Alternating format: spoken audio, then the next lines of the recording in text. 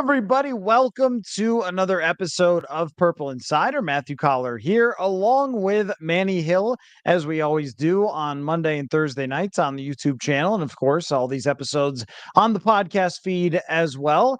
And Manny, I have never known a bigger now let me hold on. I guess I have to amend because our friend Chip Scoggins is also a huge Tennessee Volunteers fan. I was going to say I've never known a bigger Tennessee Volunteers fan, but let me just say I haven't, because you guys are on equal plane of following and cheering for Tennessee as a university. And Josh Dobbs is here. So that's cool for you, right? I guess. Yeah, it's really cool. I mean, I would give Chip the slight nod as a Tennessee Vols fan just because he's from Tennessee and he kind of grew up a Vols fan. My Tennessee fandom comes from my dad because my dad was a Tennessee fan growing up. And when my dad and I got a lot closer when I was about 12, 13 years old when Peyton Manning was the quarterback there. And obviously they were really good. And then they won the national championship with my guy, T. Martin, my favorite college quarterback of all time. But yeah, no, it's really cool. Josh Dobbs, watched him a lot at Tennessee. They had a pretty good team in 2016 that I think probably should have gone to the SEC championship game, but they didn't because Butch Jones was their coach and he was not a very good coach. But they had Josh Dobbs and they had Jawan Jennings, who's turned himself to a pretty solid wide receiver in the NFL. They had Alvin Kamara in the backfield, who Butch Jones inexplicably just like wouldn't use for like the first 4 or 5 games of the season, and then they're playing Texas A&M, and Alvin Kamara goes off, and he's like, "Oh, this guy's pretty good. Maybe I should keep using him." And then he ended up having a really good season, and the rest is history there. But yeah, Josh Dobbs was a lot of fun to watch at Tennessee. He's athletic. He's got a pretty good arm. He can run around a bit. Really intelligent. He's kind of we were talking before we went on the air. He's kind of like a rocket scientist, so to speak, with his degree. So really awesome dude, a lot of fun, really good leader at Tennessee, and it's kind of cool to have him in purple now. We'll see how it goes. So we talked to Josh Dobbs today, and he did laugh when I brought up how everyone always mentions that he was a rocket science major at Tennessee and everything else. But then he actually gave a really great answer when it came to like how that helps him, because he said, being a football player, he had to cram for a lot of tests, and this is not cramming for any old test if you're taking rocket science. So there is a process to it, and some people's brains just work like this, where retaining information and then being able to give it back to you for a test or to go out on a football field, they do it faster than others. I mean, it's just everybody's wired differently. And what he showed by going to Arizona, immediately becoming their starting quarterback and putting together a couple of good games, I think that shows you that he has a unique capability because of the way his brain works to be able to do that. And then he is a tremendous athlete. You saw on probably the relative athletic score get shared around, but he's like a 95th percentile, 96th percentile athlete. He was effective in running the football. He had a game against Dallas where he ran for over 50 yards. So there's something there with Josh Dobbs. How much, I guess we're going to find out. His circumstance is certainly going to be better here than it was in Arizona. At the same time, there's reasonable expectations, I think, to be had with a quarterback you're picking up midway through the season, and then, bringing him to a new team and asking him to save your season. Potentially, that's even if he plays, depending on, how Jaron Hall goes about things and so forth. But, if you were going to get a quarterback without having to give up a lot, Josh Dobbs is probably the best you could do. Do you think they should have done more, though, Manny? Because it was clear they didn't want to give up a lot. Were you on the side of, hey, you've got a good team, you should go get a Jacoby Brissett or an Andy Dalton and really try to keep this thing going? Yeah, I thought about it in the moment when it happened because there was so much buzz around some of the bigger name quarterbacks that may or may not have been on the market. And you know, when you hear about the bigger names, that's always kind of the first place you go. You're thinking, okay, well, Matt Ryan, they're going to go get Matt Ryan out of the broadcast booth. Well, he's a veteran. He's been an MVP, started a Super Bowl, had a really nice career. So you're kind of anticipating like, okay, with the way the Vikings have played the last couple of weeks, they've gotten themselves back into the postseason conversation. Maybe they want to really go all the way in on this season just to see what happens without having to give up a lot of draft capital for somebody that, somebody like a Trey Lance or something who's probably would cost you a little bit more. The Mac Jones angle was kind of interesting, but it never really seemed like the Patriots were ready to move on from him. So that's it kind of became a pipe dream type of thing. And then I think when you settle in on Josh Dobbs and you say, okay, well, this guy started a handful of games this year, and he's been productive in some games. They haven't won a lot of games, but that roster is just not very good. So I don't know how much you could really put that on his shoulders.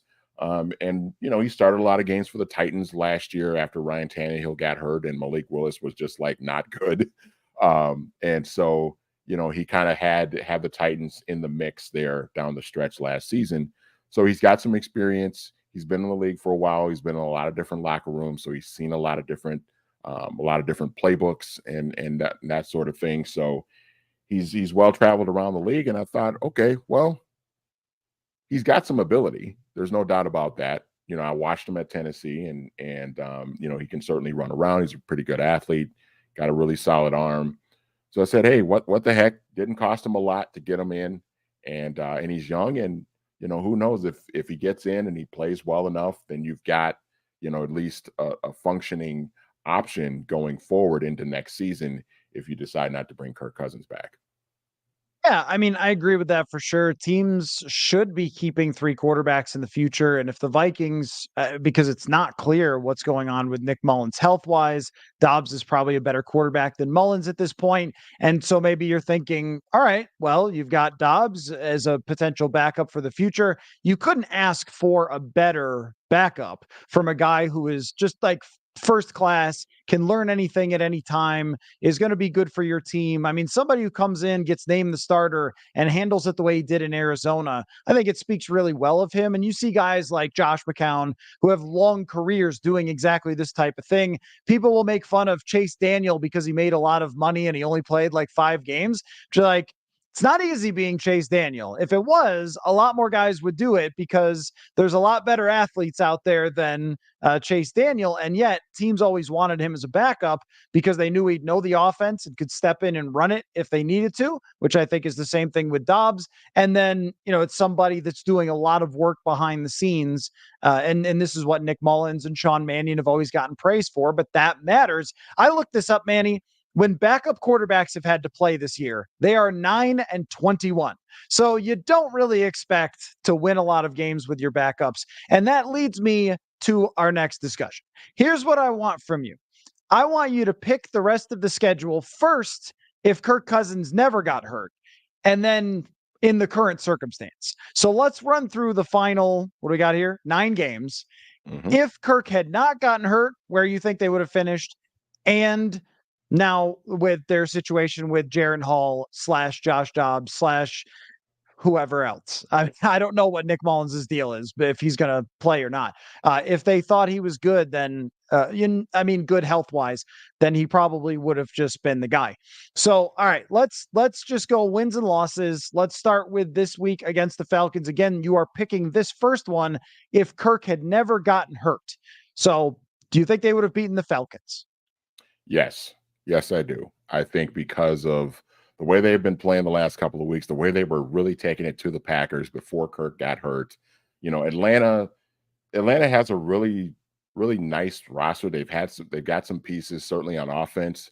The quarterback position has just been an issue. Desmond Ridder has really struggled, and now we're seeing on Sunday they're going to turn it over to Taylor Heineke as Ridder got benched in the game against the Titans this past weekend.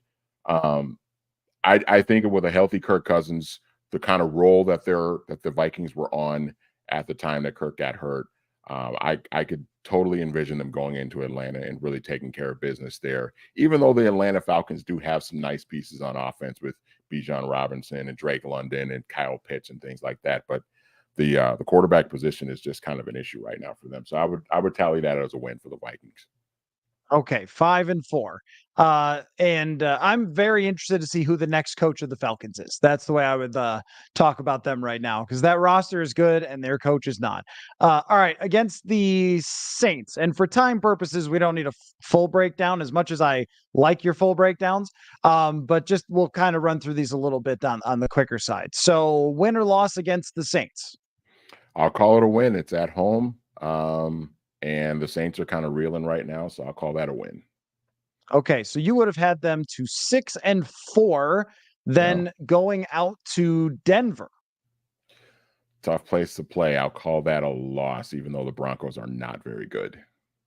That would have felt like a very Vikingsy loss to have had like two, or well, not just two, but a real run of great play and then have the letdown. So 6-5. Now let's look at the Bears game. And again, just for because people are always joining in and out, we're picking it if Kirk had not gotten hurt. So 6-5 at home against the Bears. That's a win. The Bears stink. Say no I more. agree. 100%. They're not good. So 7-5 going out to Las Vegas and Aiden O'Connell with no offensive coordinator. That's another win. The Raiders also stink. And they just fired their coach. They might stink less because they fired their coach. I'm not convinced this is actually good for the Vikings. Kind of like Desmond Ridder getting benched. Like, oh, they benched their starter. Like, that's actually not good for the Vikings because I think Heineke is better. All right. So what does that bring us to? That brings us to 7-5, 8-5. right? Is that where Eight we're and at? five. Or Eight is and it five. 8-5? Yep. 8-5, right? Okay. Yep. And now they go play the Bengals at Cincinnati at 8-5 and competing for the NFC North. That is a loss. I think the Bengals have started to kind of find their groove a little bit. I agree. So we'll go 8-6, home against the Lions. This one's tricky. What does Detroit look like then? I will call it a loss. Okay, so they are now 8-7, and now we're panicking a little bit. Oh, they're melting down as the Packers come to US Bank Stadium on New Year's Eve. That is a win. The Packers stink. All right, so where are we at? 9-7, a classic Kirk record, but he could get to double digits as he goes to Detroit, the final game of the season, potentially playing for the playoffs. I will call it a win because I Ooh. think the Lions will already have the NFC North wrapped up, and I think they'll be resting some starters, and the Vikings will play well enough. And I also envision maybe the Vikings at 9-7 at this point have probably already locked up a playoff spot, at least one like the 6th or 7th seed. But I think they're kind of riding some momentum, and that they'll play pretty well and take care of that game because I don't think it'll mean much for the Lions at the end of the day. In general, 9-8 is like a coin flip to get into the playoffs. Kind of depends on how everybody else plays. The way I look at it is there's like 8 teams that are trying in the NFC. And so someone's going to get left out of the party, and it kind of depends on who it is. Okay, so I can buy this, Manny. Now let's talk about it. If the Vikings had turned around an 0-3 season to make 10-7, what do we think would have happened at that point? Like, I still don't think that they're a strong enough team to run through the NFC. They might not be a first round out team, but I don't think they're a Super Bowl caliber team. And I think that we would be talking about Kirk Cousins play after the second half of the season or after they had gone to 0-3 and why they probably are set to extend him after he throws for 43 touchdowns, career high, 4,900 yards, all those things. I think a lot of big stats would have had to been put up along the way if we were talking about them making 10-7. I also think what you lay out is to go 10-7, you really could have only afforded one botched game where you're supposed to win, but you actually lose. And, that could be a challenge for the Vikings potentially. They would have really had to win almost every game they're supposed to win to even get to 10-7, which shows you how hard that road is when teams go to 0-3. Yeah, absolutely.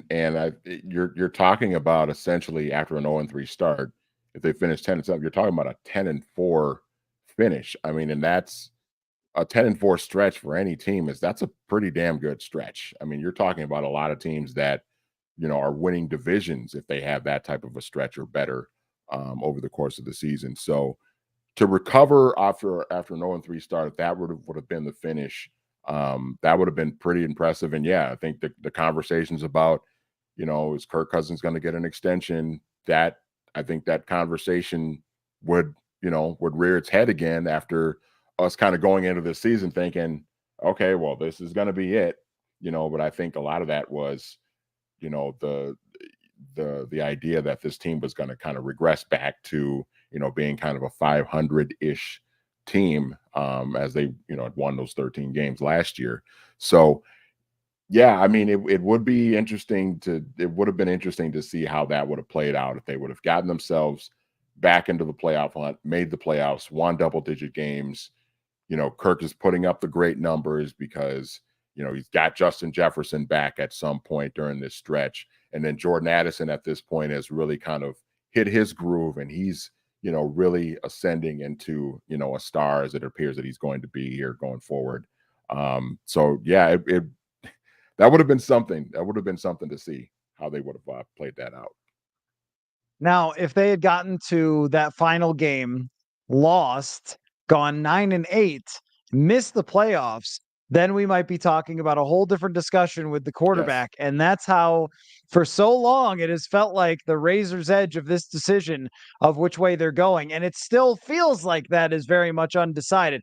Let's now pick it under the current circumstances. So you thought they would have gone 10-7 had Kirk Cousins not got hurt. I'm not going to fight you on that. I think it probably would have come down to the final week against the Lions to whether they would have gotten into the playoffs. And then we're watching scenarios and everything else. And I also think there would have been some Kirk roller coaster there as well, because I mean, you don't have to go back very far to where he was not playing as well. Like if he had gotten hurt in the Carolina game at the end of the Carolina game, we might be going like, well, he's doing his Kirk stuff, but he got hurt at one of his best games, so that's like the last thing you remember. Anyway, now the current circumstance. Jaren Hall starts this week. Let's just roll under the expectation that Josh Dobbs will be the starter the following week against a pretty good New Orleans Saints defense, but not a great overall team. So let's go back.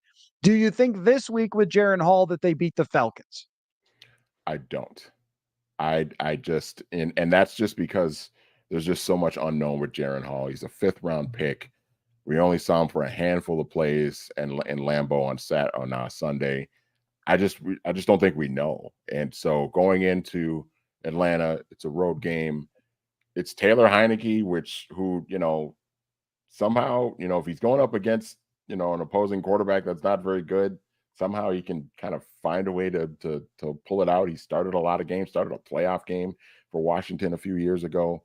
So I would call that a loss if Jaren Hall is starting on Sunday, which he is.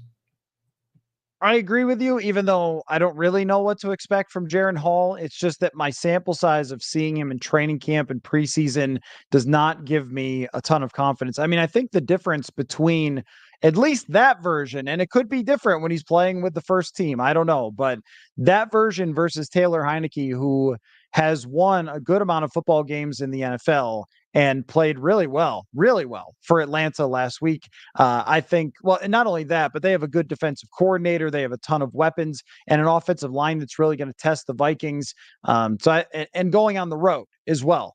There's a lot of roadblocks there for Jaren Hall. I think it's a lot to ask for him to win like this when he wasn't even QB2 to start the season. That was Nick Mullins. The only reason he's QB2 is because Nick Mullins got hurt. So I will agree with you there that this is a tough one to ask. So now we're talking 4-5. How about home against the Saints? And we're anticipating that Josh Dobbs is starting this game, right? In theory. Yeah, let's just assume Josh Dobbs the rest of the way. But who knows? If Jaren Hall plays great, maybe it's him.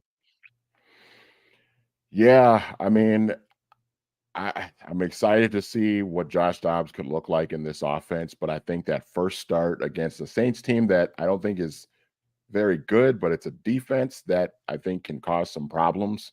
I think that the Saints right now defensively are 9th in scoring defensively right now. So it's a pretty good unit on that side of the ball. And I think the first start for Dobbs would be a little bit troublesome. And I think the Saints would eke out a win, kind of a low scoring type of game. Yeah, I think Brian Flores' defense versus both of these offenses gives the Vikings a chance for sure. At the same time, I think that if we're going to call things on luck, bad luck, good luck, whatever else, I mean, the Josh Metellus interception, he took it right out of his hands. They returned a fumble for a touchdown. They got a couple of interceptions where Brock Purdy was concussed. Like, I mean, I think that this defense is getting every ounce of blood out of the stone. But the last couple of weeks, fumble returns for touchdowns in 2 games, a bunch of interceptions against San Francisco, and a fumble recovery. And what happened last week against Jordan Love. Like, I don't know if every week you could just count on huge turnovers like that. So I understand. I think they could win either one of these games, but I understand you picking them to lose both. Now they go out to Denver again, presumably with Josh Dobbs.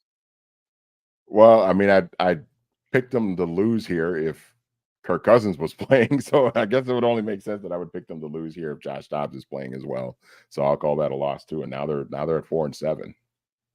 For some reason, I want to say this one's a win, like, I because know. it's sort of like what we have to kind of Vikings it, right? Like, if they had won 2 games in a row, we got to say, there's going to be that game where but then, and by the same token, once we think that they're out of it completely and we're going like, well, the season's over. Oh, they won. Like that, that's just too Vikingsy. Okay, but I'll roll with your picks here, and that puts them at 4-7.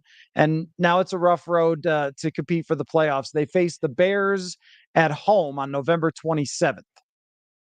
Yeah, that's still a win. The Bears are just, I mean, it's just bad in Chicago. I mean, I think even if Jaren Hall is starting this game, I think the Bears or the Vikings have a decent shot at winning, being at home, and the Bears are just not. The Bears stink, man. They're just not very good at all. And so I'll call this a win. I always feel a little sad when they have a national game and it's like a backup quarterback who's definitely not good, Tyson Bagent, and they put all the effort into it. They're telling his life story. They're talking about how his dad's an arm wrestler. They're doing the sit down interview with him. He's talking about, all this stuff. It's very, very special. And it's what a great opportunity. And then he just gets pummeled. And like you just like that just so awkward to be like, oh man, this is gonna be so bad. And that's exactly what it was. I listened to the game on the radio coming back from Lambeau, and I was just like, I would have really enjoyed the entertainment of this being a closer game, but unfortunately, Tyson Bagent. So that puts us at 5-7. On to the Raiders. Seems like a game that they could potentially win. Oh, did you freeze, Manny? Did everybody freeze? Or is it just Manny? Somebody let me know if I froze as well, or if it's just Manny. Oh, wait. Okay, you're back. You're back. Got me. Okay. Uh anyway, don't know what that was about.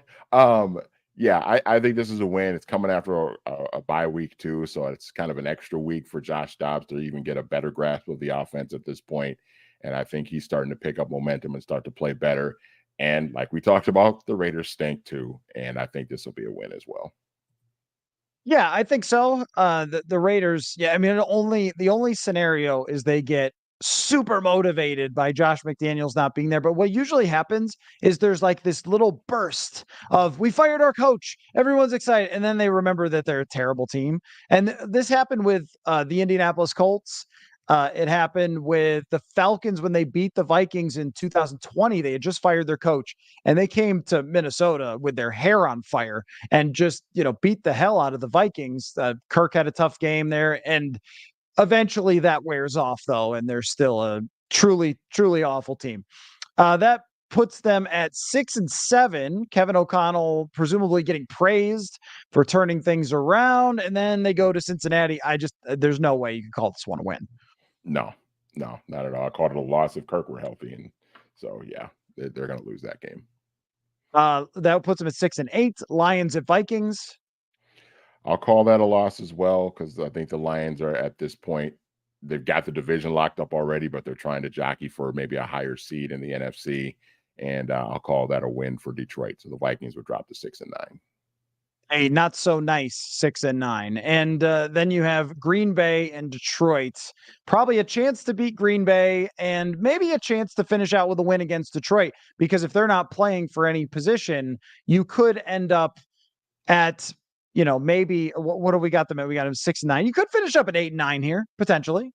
Yeah, because I think at this point, if Dobbs is still the starter, I think he's playing really well, and the Packers are not any good, and you would have them at home. I think he would play well in that game and get a win. And then, yeah, like you said, if Detroit, again, like the last scenario, if Kirk were still healthy, if Detroit has the division locked up, they've got their seeding locked up already in the NFC, they don't have much to play for, and they'd be resting their starters. And I could see how the Vikings could eke out a win there in a game that doesn't mean much. Absolutely. And speaking of the schedule, by the way, regardless of who the starting quarterback is, I am going to Las Vegas in December, and you can come along as well. So you get a chance to escape the weather, and look, if you make it to the game, you make it to the game. I'm just kidding, but I will be at Circa in Las Vegas, where I'll be hanging out there doing the podcast for a couple of days leading up to the game. So you'll be able to find me at Stadium Swim, which is a gigantic video board, watching the games on their gigantic TV and spending time relaxing in their heating pools. And by the time we get there, I'm gonna need a little relaxation, man. This has been a stressful season. It is one of the coolest places on earth at Circa. And the Friday night before the game, we're gonna have a special party for Minnesota fans that includes drink specials, 2-ticket giveaway to the game. So you can come meet me there, talk football. It'll be great. It's at the Overhang Bar. So if you go to circalasvegas.com, you can find where to RSVP for that party there at the Overhang Bar and make a whole weekend out of it at Circa. It's located on the amazing Fremont Street, which is really a sight to behold. And we'll have a great time and get away from the Minnesota weather, which I'm already very much ready to get away from the Minnesota weather. Now's fine, but I'll wait until December when we go and play against Las Vegas. All right, so I got a question from our friend Josh Smith, who's getting 2 straight shout outs on the show. So I can never mention him again. I have to pull it up here. Uh, Josh is a fellow journalist, actually covered the area where Jordan Addison went to high school. So he's on the show at one point talking about that. And he sent this to he's also a subscriber to the Purple Insider Substack, which all of you, if you want to check that out. But he sent this message. He said, here's a potential talker. Rank these devastating ends to a quarterback tenure for the Vikings. What would we rather do? Dante Culpepper, Teddy Bridgewater, Sam Bradford, Kirk. How would you rank those, Manny? How do we want to rank them? Number 1 is most devastating, I guess, right? Yep. So most to least devastating? Man, Josh, but we're going to do it anyway. Okay, so that's a great question. A great talker. Shout out to Josh for that. I'll go number 4, Sam Bradford. I think the reason why is because, Sam was playing great that first game against the Saints. He was awesome on Monday Night Football. But you look at what Case Keenum did when he stepped in, and they still won 13 games and went to the NFC Championship game. So I guess, for Sam, it was probably pretty devastating. But as far as the impact it had on the Vikings, I'm not sure it was as devastating as, potentially the other 3 above it, just because of how well Case came in and played, and the way the team was still able to really have a really nice season despite Sam being out. Number 3, I'll have Kirk. If this is the end of the road for Kirk, just because I think with them, even though I had them kind of going 10-7 if he had been healthy, I still don't think like long term this is the right direction to go with Kirk Cousins continuing on. And it's no disrespect to Kirk. He's had a pretty solid run here, but I think it's just like we've been saying for weeks now, it's time, I think, to move on, to think about going with a younger quarterback, to really try to build this thing for a long haul, to kind of have a long-term window open to compete. So I think that's kind of why that's probably number 3. Number 2 is Dante, just because Dante was just never the same. after that. I mean, that injury happened in Carolina. Chris Gamble hit him in the knee, and it was just over. And Dante kind of bounced around the league a little bit. He got traded to Miami. Nick Saban kind of rushed him back, I think, from the injury kind of early because he didn't really have a quarterback at that time because he thought he was getting Drew Brees. And then we saw Dante kind of bounce around in Detroit and Oakland and whatnot, and it just was never really the same. And he was coming off of a season, not the season he got hurt, but the year before, where he was just great, one of the best quarterbacks in the NFL. And he was only like 27, 28 years old at the time he got hurt. So that was a tough one. And then Teddy's number one, just because we just never got to see how good Teddy was actually going to be. And that August, that preseason, it looked like he was really going to take that step in his third year as a starter and really ascend to a really good quality starting quarterback. And then it was just so shocking. It happened in practice. It was a non-contact injury. It was just devastating. And the fact that Teddy was so popular and so loved by the fans here, and I know you were very high on him. I was very high on him, and Mike Zimmer absolutely loved him. For that to happen the way it did, and the fact that they made the trade for Sam, but the season ended up not really finishing all that great for the Vikings that year at 8-8. So that's why I think Teddy's injury is probably number one for me. My list is a little different. I think you justified yours very well. And let me I guess I'll just jump off of each point that you made there for mine. I went with Kirk fourth, in part because this team was still a 4-4 team. And even though what we just saw was fantastic, the best case scenario probably for the season is 10 wins, unless they just went blazing hot like they've never ever been before. But that's hard to project. He's also had a long career as Minnesota Vikings quarterback. If this had happened in 2018 and we never got to see him as the Vikings quarterback, really, then I would feel differently. But there's been a lot of opportunity. He's played a ton of football games for the Vikings.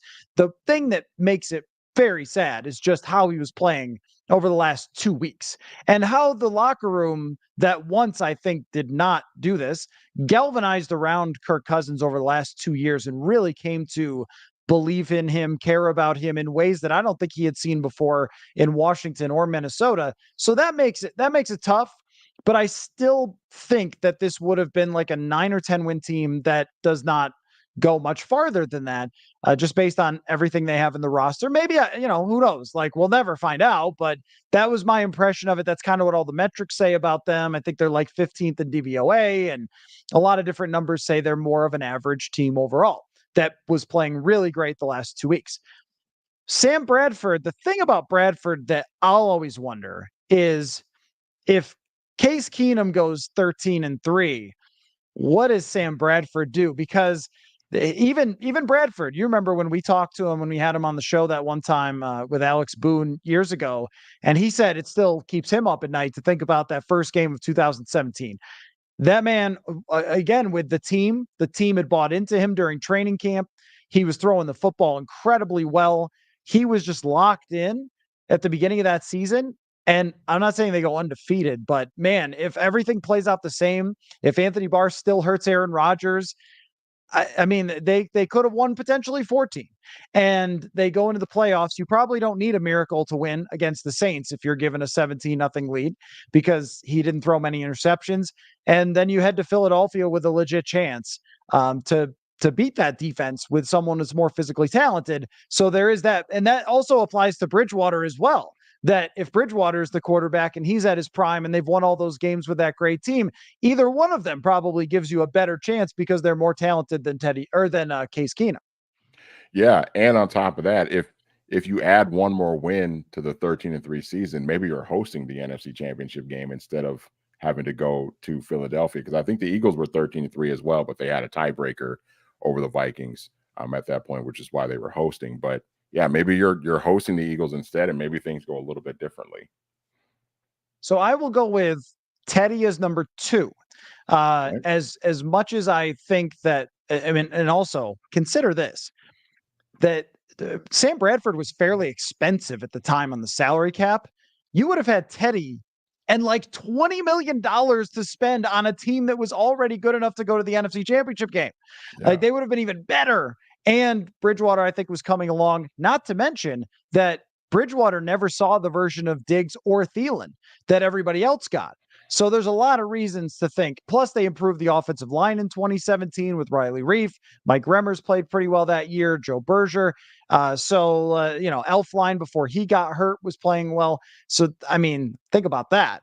So of course, there's always going to be that wondering if Teddy would have stayed healthy as your franchise quarterback and all that. And plus, the injury was so horrifying.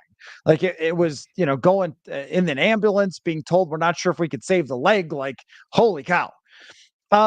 With Dante, though, I think Dante had a chance as the league changed, as the situation changed. I think he had a chance to be one of the most dynamic quarterbacks in the NFL for many years. And I think that as they were building that roster with a new ownership, remember how bad the ownership was. With a new ownership, Randy, maybe Moss stays around. I don't know. Who knows? Like if they had a different ownership at that time. There's a lot of what ifs with Dante, right? Like if the Wilfs had owned them when he was drafted and as opposed to whatever. So there's a lot of what ifs with him. But specifically, though, is you go into the future there. Only a couple of years later, they're in the NFC Championship in 2009. And they were a pretty good team in 2008 as well.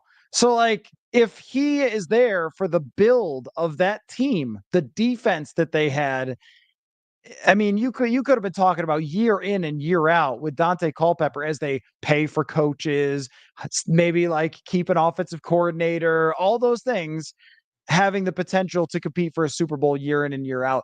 There is probably some question with Bridgewater, like what the ceiling was. Maybe it would have been like a 1-year thing and maybe didn't have that big of a ceiling. I don't know.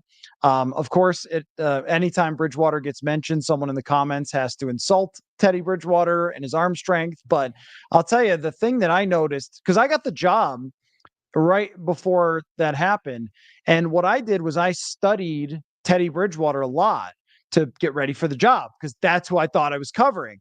And one thing that I really noticed was that his arm strength seemed to be improving, which we've seen from multiple quarterbacks in the league, from Tom Brady to Joe Burrow. There were some throws in the preseason where you went like, oh, okay, there's some zip on that fastball that he had seemed to put in the work to improve that. And again, throwing to the prime Diggs. Where does Diggs rank among receivers in the NFL right now? Top 5? Prime Diggs. Adam Thielen was at least a top 10 receiver in his prime. He would have had the benefit of that and, some money there to maybe spend on the offensive line. So there you go. If you were feeling good on this Thursday night, you're not now. But we will see what happens here going forward with this situation, which I guess I have to get your take on as well, Manny, because I haven't asked you that. And that is the question du jour of the week. What do you think? What do you think is going to happen? I mean, what do you think happens after this? As far as talking about long-term quarterback. Long term, I think they're gonna draft somebody next spring. I think they're gonna use a first round pick and they're gonna draft one of these quarterbacks. Don't know who it's gonna be. Whether or not they trade up is obviously going to depend on where they finish this season and what spot they're going to be in the first round. But I think they're going to find a way to get one of these young guys because I think for as much praise as we've heard Kevin O'Connell give Kirk Cousins all this week since the injury, and I think it's all legitimate praise. I don't think it's BS. I think he means everything that he's saying. I think him and Kwesi both understand the opportunity here with this roster going forward, where you've got a lot of really young pieces on offense. You've got a really terrific offensive line now that's playing really well and gelling and getting better and better. You've got 2 really young, great wide receivers, one who's already elite and another one who might be elite a year or 2 from now. You got a really good tight end who I think has really settled in. TJ Hawkinson is playing a lot better. I know he had a kind of a rough start to the year, but he's playing a lot better. And I think you've got a defense that is showing some signs of life and improvement, even though they're dealing with injuries and different sort of things with Davenport being out and missing time. And you've got a really good defensive mind as the coordinator running that show. So I think Kwesi and Kevin O'Connell see the big picture here. I think they recognize it. And I think they're going to go the route of taking a young quarterback in the spring, because I think it just makes too much sense. For as well as Kirk has played, this season, especially the last couple of games, I think there's a real opportunity here that they can't pass up on going forward. Think so too. And suddenly Saturdays got more interesting for me. I know that our friend Jonathan Harrison on the social media side has been putting out a like, here's when all these prospects play if anybody wants to watch them on Saturday. And so I guess I'm going to use that as my viewing schedule for each Saturday, is that list of quarterback prospects, and trying to just parse through and guess like which one would the Vikings like? And then there's lots of other discussions to be had off of that. And I want to ask you in moments about, so think about this as I do the read here. What we're looking for now, outside of Dobbs, outside of Jaron Hall, who's playing quarterback and so forth, presuming that we're not looking at this through the lens of, is this the next Vikings quarterback? Just for now, until we have to have that conversation. We'll assume we're not. What else are we trying to know by the end of the season? Put that in your brain. And I want to give out my prize picks for this week. We always have each week a segment where we give out our prize picks on prizepicks.com. It is very simple. You go to prizepicks.com, you type in the word purple, and you will get a deposit match of $100, which is very nice, up to $100, of course. And then all you have to do is pick more or less on yardage totals, touchdowns, and I am including a field goal kicker this week, Manny, in my prize pick. So here it is. I've got Alexander Mattison with more than 40.5 rushing yards. And I am also including Cam Akers with more than 28.5 rushing yards. I think these gentlemen are going to get their workout in, even if they are not the most efficient. They will be handing off the ball to Alexander Mattison and Cam Akers. And Atlanta's kicker, that's right, Manny, Atlanta's kicker, Young Hoku, with more than 1.5 field goals made. So we'll be tracking that one extremely closely. Again, prizepicks.com. The best part about this is, in order to earn $100, I got to get these right, and the entry is $20. So that kind of tells you what we're talking about here. You could play without putting down huge dollar figures. And look, I just did this in 5 minutes, so you can do it quickly as well. So prizepicks.com, daily fantasy made easy. Okay, you've had 47 seconds to think about what you want to see the rest of the season from the Minnesota Vikings. Go. I want to see how Kevin O'Connell can hold this group together after the devastating injury to Kirk Cousins. When you look at how they were playing leading up to the injury, I mean, something like that can really deflate a team. And as you mentioned, that locker room had really come around to really galvanizing around Kirk Cousins and getting behind him as kind of the leader of the football team. And then when something like that happens, it can really take the wind out of your sails. So now I'm looking for, how can Kevin O'Connell sort of keep this locker room together, keep them competitive, keep them wanting to kind of still, win and try and get a playoff spot, even though the quarterback situation is what it is right now. So I'm looking for that. I'm looking to see if this defense can get even better. We've seen them, be very opportunistic with forcing turnovers, and we haven't really. I mean, the Eagles game wasn't great because they just couldn't stop the run. We haven't seen that really, really awful defensive performance yet. We've seen a couple bad ones to start out the year, but we haven't seen anything like what we saw last year at times with Ed Donatell. And hopefully we don't see any of that. And I think if we don't, that means that Brian Flores is really continuing to do a nice job, with what he has, because I think that's where he deserves a lot of credit for. He doesn't really have a lot on that defense. There's a lot of guys with that are just kind of okay players. He's got a couple of nice players, but for the most part, it's just kind of a meh defense when you look at the talent top to bottom. And they're, statistically, they're kind of middle of the pack right now, and I think that's a credit to him. I want to see if he can kind of continue that kind of going forward for the season. And yeah, I mean, it'd be interesting to see what we see from the quarterbacks the rest of the way. If we see something out of either one of them, Jaron Hall or Josh Dobbs, that can make you kind of envision, one or both of them being on the roster next year in some capacity. Yeah, for me, there's, I think, a list of players that all of a sudden become relevant that I wouldn't have been thinking so much about week to week development. What's the bigger sample size, say, when they were fighting for a playoff spot? It would have just been, all right, this game means this, and here's why they need to win, and here's how they're going to do it, and everything else. The right guard is a big one because this year we have seen a better performance from Ed Ingram. The bar was literally on the ground. So it's been raised a little bit. And he has not been a disaster week to week. But if you go back and look at the Green Bay game, not good. So there was a little bit of a stretch where it's like, oh, Dalton Reiser's here, might take my job. And now I'm playing better. And then even last week against the 49ers, I thought he was okay. And then it, goes to Green Bay and then has a lot of trouble. And is that going to be who you are, or can you get to a level where you can be trusted going forward into next year, or do you have to replace the right guard position, and then we're not sure about left guard, which also is another thing to watch. Though Dalton Risner is not young, how he fits in with this thing and gels on the offensive line. How much do you have to replace by the end of the year? The running back situation. Is Cam Akers going to be a dude that you keep for a while? Is Alexander Madison going to shake off a bad first half of the season and get rolling? Or is it going to be at the end of the year, hey, maybe you need to spend a third round pick. Maybe you need to go out and get a veteran running back next year. Maybe whatever. Where do you got to spend there? I think the same thing goes for the defense. The corners right now, not grading particularly well. I think that they've shown reasons for me to think that someone like a Caleb Evans, Mekhi Blackman, and even Andrew Booth Jr. Could be a core group. How much do you have to add to that, though? And then Bynum and Metellus have been great. Do they carry it on?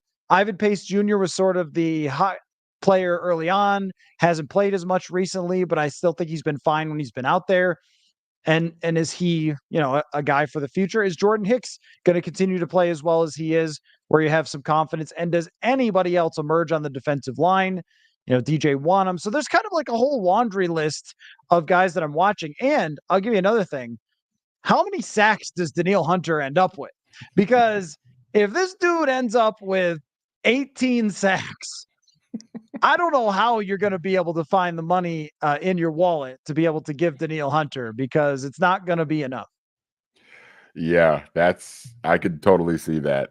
Second half of the year, we're just like counting sacks. It's just like, oh, there's another one. And then all of a sudden, we get to, because what does he have? 8 now or 9 or something like that at this point? He's got 10. So like we get to the Denver game and all of a sudden he's got like, I don't know, 15 or something. You know what I mean? And that's the 11th game of the season. He's had, he has 15 sacks at that point. Yeah. And then you start looking at, is he going to get to 20? Can he get to 22? Can he break the Strahan record? Like that sort of thing too. So that'll be kind of fun to watch. Those little things, if your team is out of it, which obviously right now the Vikings are not out of it completely yet, but if things start to kind of spiral out of control a little bit, where they find themselves on the outside looking in with not really much of a chance, then there are those little things like, hey, can Danielle Hunter get to 20 sacks? That'd be kind of cool if he did. It would, like you said, it would be very expensive to try and retain him at that point, but it would be kind of cool to kind of watch that and see that play out. I waited until it was almost 9:00 to ask you this question. Will Levis is 12 for 17, 153 yards. That's 9 yards a pass attempt. The Titans, who are vastly worse as far as talent goes, are winning this game against Pittsburgh Steelers. He's getting the ball to DeAndre Hopkins and someone named Phillips, who he's throwing the ball to as well. This is a bad team. They're not even running particularly well in the game, 45 yards rushing.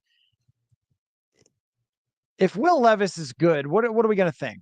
I mean, because I don't really wanna give up Jordan Addison. I mean, Jordan Addison's really, really good. At the same time, a quarterback is worth 5 times what almost any wide receiver is worth. And the Vikings clearly evaluated him, probably would have looked really, really closely at Levis and decided that's not our guy. And he's off to a great start here. That does not mean he's going to be a great player, but I mean, I don't know. What are we supposed to think about this? Like, at what point? I mean, is it if he's great the rest of the season, or even as he's shown enough that he could have been good here, or who cares because you got Jordan Addison and the next quarterback is going to come in and get him? So I'm not sure because I feel like this one's going to be at least worth keeping an eye on over in Tennessee. Oh, absolutely. I kind of look at it the same way we kind of looked at the Mac Jones situation a couple of years ago when he was there for the taking and the Vikings decided not to go that route. And I think they ended up trading out of that spot and then taking Christian Darrisaw later on in that first round. And as we can see now, a couple of years later, Christian Darrisaw is pretty damn good. He's one of the best left tackles in football. And there's nothing wrong with having one of the best left tackles in football. It can only make your team better. Um, I think it's just going to have to play out. It's Will Levis is looking pretty good so far in this first, game and a half of game action. But how's he going to look later in the season when teams start getting more looks at him, more film on him? Because I don't think he didn't play at all in the preseason, did he? Because I think he was injured, right? So teams really haven't gotten a chance to look at him at all. And to his credit, he's taken advantage of that, and he looks pretty good so far. What's he going to look like later in the season when teams have tape on him? And how is he going to be able to adjust when teams are throwing different looks at him? But it will be a talker. It will be fascinating to see how it plays out. If he ends up being kind of a meh type of guy, then, I think you look back and you say, yeah, Jordan Addison was the right pick. But if he turns into a stud and he's a superstar, then that question is going to be there for a really, really long time. Fact that they got hits on those other picks with Darisaw and with Addison certainly softens the blow. I would tend to think that Mac Jones, he's going to go somewhere else and be a different guy if he gets a decent situation. I still think when I watch him, this is the worst setup in football. They have no receivers, no line, senile coach. I mean, just bringing back, Bill O'Brien, who had been out of the league or out of the NFL. Like, what are we doing here? That's a terrible, terrible situation. But I've seen him be good before, and who knows what it would have looked like if he was brought into a spot where he would have had Justin Jefferson and so forth. But it's always interesting to kind of replay those scenarios because, yeah, I don't want to give up Christian Darrisaw. So it's very possible that being patient ends up playing out in their favor, even if Will Levis is good. If they end up with a guy that they could put into a spot that has Jordan Addison, that improves the chances of him being good as well. And I understand why they didn't go for Will Levis. The thing that I'll always come back to is if Kevin O'Connell is not sold on a quarterback, then you can't really take him.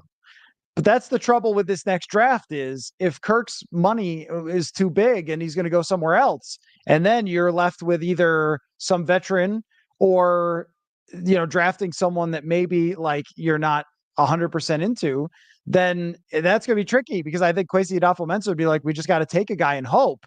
And maybe Kevin O'Connell wouldn't. Joseph, the Prize Picks promo code is purple, by the way. That's being asked in the prizepicks.com/purple. Match your deposit. So if you do that, then they see that they did that and they want to keep sponsoring the show. So that's always cool if you want to play there.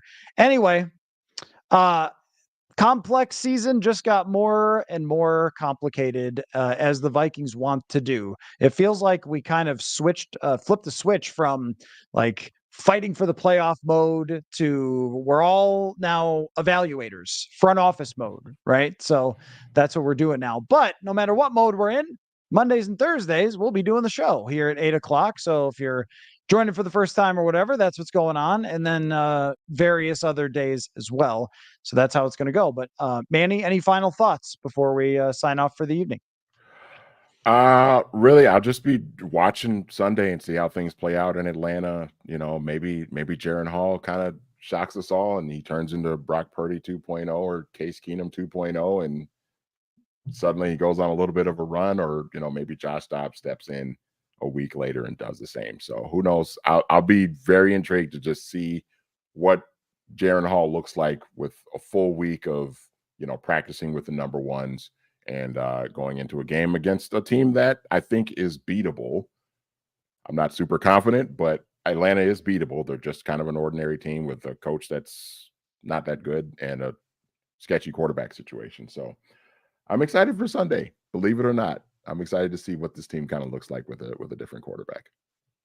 It's so unusual now. I mean, I've just covered so many Kirk Cousins games, and now here we have one with him not starting.